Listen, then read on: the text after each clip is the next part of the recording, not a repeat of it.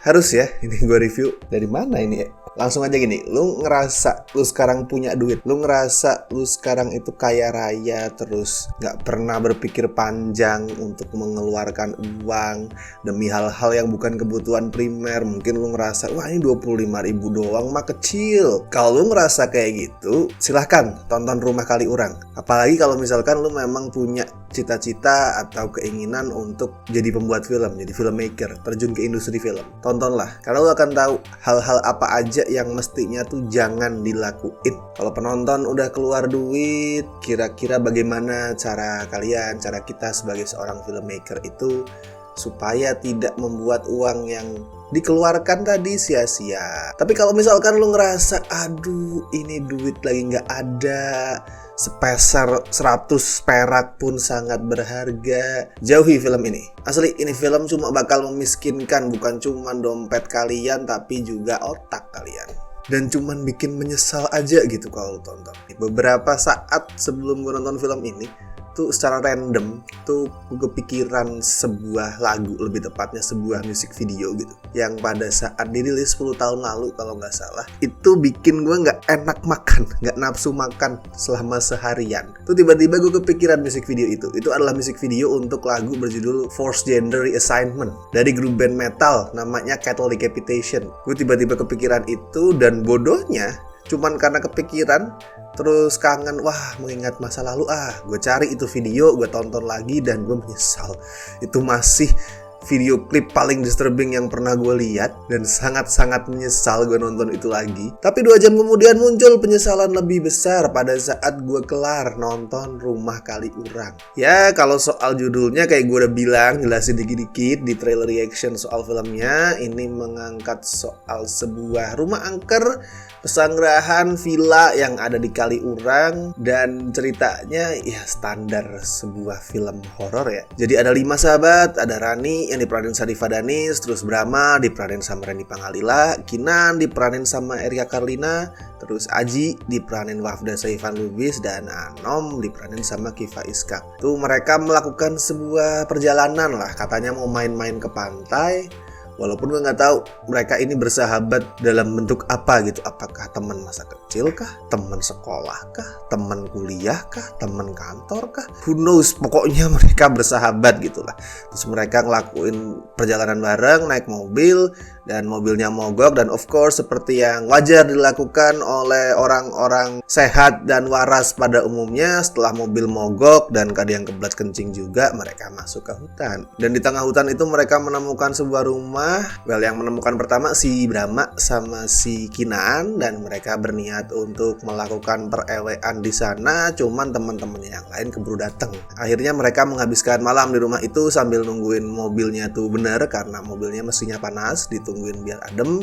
Mereka di rumah itu dan mulai menemukan satu demi satu peristiwa aneh. Gue juga menemukan banyak peristiwa aneh sih selama menonton film ini. Bukan peristiwa aneh mistis tapi yang gue temuin, tapi peristiwa aneh soal filmnya gitu. Kok bisa? Misal soal suara nih, coba dengerin suaranya deh. Itu gak kayak lu suara yang proper direkam pada saat syuting film, enggak, tapi kayak itu direkam langsung dari mic audio kameranya. Terus mixing suaranya juga timbul tenggelam tuh. Jadi gue sempet beberapa kali mendengar misal suara teriakan atau musik atau ambient tuh tiba-tiba nyala, tiba-tiba mati. Terus ada juga editingnya itu juga aneh, jumpy banget. Terus CGI-nya gak kalah aneh, gak menyatu sama sekali dengan lingkungan sekitarnya, kayak filter Instagram asli. Sampai ada juga sebuah twist.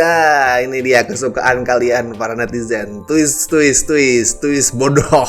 Jadi kayak penulis naskahnya itu menganggap sebuah sempilan di ending soal time loop bakal bikin filmnya pinter. Ya ini gue spoiler, ini ada time loop di endingnya. Spoiler gue nih. Soalnya mau lu tahu atau enggak soal spoiler itu, tetap lu bakal ngerasa film ini jelek. Padahal kalau mau kelihatan pinter ya nggak harus nambahin time loop atau twist segala macem. Ada hal simple yang bisa dilakuin di saat menulis naskahnya pengen bikin film ini kelihatan pinter, at least lebih pinter. Tutuplah itu lubang-lubang logika. Gue sebenarnya termasuk orang yang meyakini kalau kita tuh harus bisa memaklumi, menerima, memaafkan banyaknya kebodohan di film, khususnya film horor ya. Selama kebodohan itu sifatnya nggak kontradiktif. Kebodohan yang bisa gue terima misal gini, karakternya denger suara serem, terus dia datengin suara serem itu. Sumber suaranya dia cari. Atau dia lagi dikejar pembunuh atau dikejar demi, terus dia lari ke atas, bukannya lari keluar rumah, atau lari ke jalan buntu gitu. Itu bodoh, tapi gue bisa memaklumi itu, karena itu kebodohan yang berfungsi untuk menciptakan ketegangan dan nggak bersifat kontradiktif. Bersifat kontradiktif tuh misal seperti ini. Ada karakter dukun, dia paham banget sama semua ilmu klinik. Kok dia dengan sengaja menginjak sebuah sajen hanya untuk meluapkan kemarahannya gitu. Atau ada karakter profesor ilmuwan yang sangat-sangat pintar tapi polanya tolol gitu. Nah, itu kontradiktif, berlawanan sama karakternya. Atau dalam konteks film ini yang terjadi adalah di karakternya nih orang dewasa loh ya. Bukan remaja begajulan, remaja goblok yang bersikap semaunya sendiri. Enggak, mereka ini orang dewasa. Sudah pada tua. Lah kok pas masuk ke rumah itu, rumah kosong itu, terus di meja makan mereka melihat suguhan lengkap, bukan makanan ringan ya, bukan cemilan. Nggak kemudian di meja makan mereka nemu taro atau mereka nemu teh anget sama gorengan. Nggak, ini makanan besar, nasi, piring, lauk itu tersaji lengkap. Kan misterius ya kalau lu masuk ke rumah kosong nih, lu ngeliat, wah ini jelas nggak pernah ditempatin nih rumah nih, udah lama nggak ditempatin. Lah kok lu di atas meja makan lu ngeliat makanan tersaji lengkap dengan rapi. Itu kalau orang-orang udah dewasa nih, logikanya akan jalan. Wah, ini mencurigakan nih. Nggak mungkin nih. Ini antara gangguan demit atau ada pembunuh yang mau menjebak kita gitu. Atau minimal kalau bukan keduanya, itu makanan udah ada di rumah yang nggak berpenghuni, pastilah udah nggak bagus makanannya. Karakternya orang-orang dewasa ini, those grown ups, men and women, dengan enaknya duduk di meja makan terus menyantap semua makanan itu. Sekali lagi, ini orang dewasa dan bukan orang dewasa yang nggak jelas kehidupannya. Contoh si Brahma deh, Brahmanya Radhi Pangalila itu. Dia emang pemabok, dia emang tukang ngewek kesana kesini, nggak peduli ini itu, selengean semaunya sendiri. Tapi dia bukan orang nggak jelas, dia kerja di kilang minyak. Bukan orang nggak berduit pula yang kayak, aduh udah nggak makan seminggu itu, enggak. Terus kenapa Kaliurang? Ya oke, ini memang film didasari oleh rumah yang ada di Kaliurang dan syutingnya beneran di rumah itu ya, beneran di Villa Angkara itu. Tapi di semesta filmnya, universe filmnya, itu sama sekali tuh nggak dijelasin kalau ini Kaliurang. Boro-boro soal mitologi atau soal sejarah disebut rumah Kaliurang, dianggap rumah angker dan segala macam. Boro-boro soal itu ya. Kata Kaliurang aja tidak disebutkan di film ini. Jadi apa yang mendefinisikan latarnya sebagai rumah Kaliurang gitu? Karena kalau dari apa yang gue lihat, ini film dikasih judul Rumah Gejayan, kayak Rumah Monjali, Rumah Prawira Taman, atau apapun lokasi di Jogja asal juga bisa. Nggak ada bedanya. Di film durasi cuma 64 menit loh. Cuma 64 menit, tapi tetap kerasa kosong. Karena nggak ada yang diceritain. Di tengah tuh isinya cuman Anom, teriak-teriak gitu doang. Terus, aku gak ciuman sama dia, aku gak ciuman sama Aji.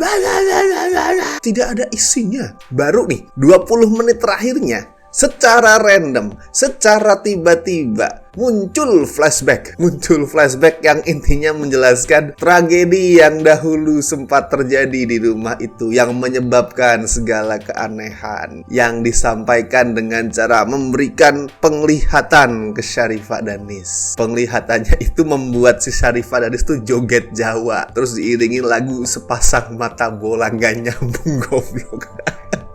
Kalau lu masukin lagu coblak-coblak suwak masih mending deh. Lu masukin Sepasang Mata Bola terus ditariin Jawa, itu gak nyambung. Mungkin filmmakernya mikir kali ya, wah Yogyakarta ini sangat-sangat Javanese, mari kita masukkan tarian Jawa.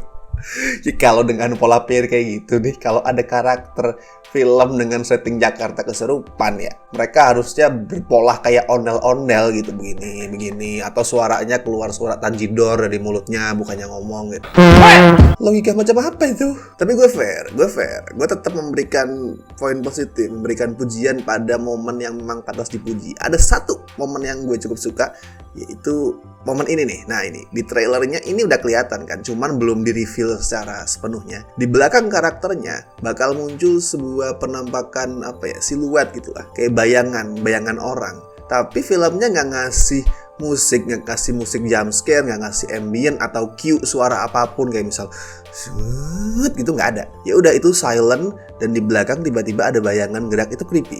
Itu lumayan creepy lah. Terus Sharifah Danis juga oke sih di sini. Gue appreciate banget sama tekadnya Sharifah Danis yang berusaha untuk menyelamatkan sesuatu yang sebenarnya udah nggak terselamatkan. Kalau skor ya gue bermurah hati deh untuk Rumah Kali Urang, karena tadi ada 1-2 hal yang gue anggap positif ya. Skor gue kasih 1,5 dari 10. Ini adalah sebuah bencana perfilman. Di tengah maraknya peningkatan kualitas horor, muncul beberapa bulan lalu Pengabdi Setan 2, terus ada Ivana, Inang yang secara mengejutkan ngasih art house, terus Kodrat yang so far sampai detik ini video ini dibikin buat gue adalah film horor Indonesia terbaik tahun ini. Wah, lagi asik banget, lagi sangat bersemangat. Di tengah peningkatan kualitas itu, mantap sekali Rumah Kali Urang berusaha tampil beda dengan menghadirkan horor berkualitas di bawah rata-rata. Itu butuh keberanian. Mantap. Kalau kalian gimana? Mungkin ada yang berbeda pendapat sama gue, mungkin ada yang menganggap Rumah Kali Urang ini adalah horor yang bagus. Wah, ini dia nih. Gue hororgasm menonton ini gitu. Silakan tuliskan opini kalian di kolom komentar. Kita bebas menyukai film apapun, kita bebas preferensinya beda-beda. Memang ada manusia yang masokis, itu wajar. So, jangan takut tuliskan opini kalian di kolom komentar. Jangan lupa juga subscribe, share video ini, terus nyalakan tombol notifikasinya. Dan gue Rashid Hari. See you in the next video.